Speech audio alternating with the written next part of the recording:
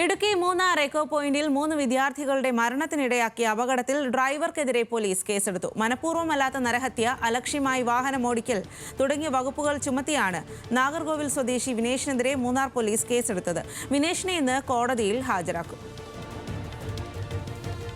ഇടുക്കിയിൽ നിന്ന് Alvin Thomas ആണ് ചേരുന്നത്. ആൽവിൻ, ഏറെ ദാരുണമായിട്ടുള്ളൊരു സംഭവമായിരുന്നു. ഇത്രയും ആളുകളുടെ ഒരു ജീവനൊക്കെ നഷ്ടമായി. അതിൽ ഏത് രീതിയിലാണ് ഇപ്പോൾ പോലീസ് നടപടിയെടുത്തിരിക്കുന്നത്?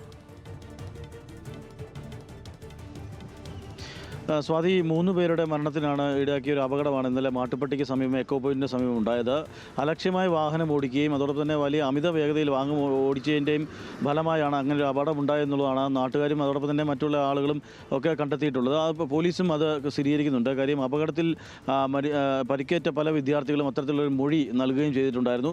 അതിൻ്റെ അടിസ്ഥാനത്തിലാണ് വിനേഷ് എന്ന നാഗർകോവിലുള്ള സ്വദേശിയായ ബസ് ഡ്രൈവറെ ഇന്നലെ മൂന്നാർ പോലീസ് കസ്റ്റഡിയിലെടുത്തത്. ഇയാൾക്കെതിരെ മനഃപൂർവ്വമല്ലാത്ത നരഹത്യ കേസും അതോടൊപ്പം തന്നെ അമിതമായി അലക്ഷ്യമായി വാഹനം ഓടിച്ച കേസുമായി ബന്ധപ്പെട്ടുള്ള അമിതമായ വേഗതയിൽ അലക്ഷ്യമായി വാഹനം ഓടിച്ചു എന്നുള്ള കേസും ചുമത്തിയിട്ടുണ്ട്. ഇയാളെ ഇന്നലെ തന്നെ പോലീസ് കസ്റ്റഡിയിൽ എടുത്തിരുന്നു.